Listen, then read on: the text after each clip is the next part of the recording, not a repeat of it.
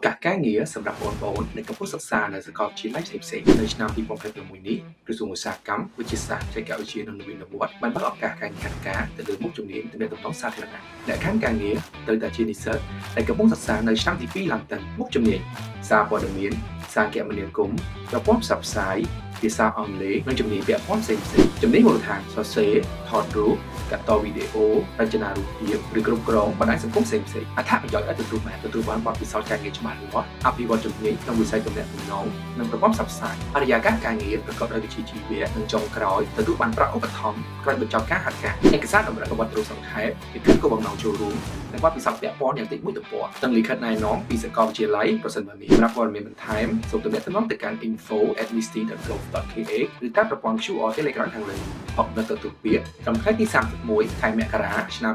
2026សូមដាក់ពាក្យឲ្យលើនេះ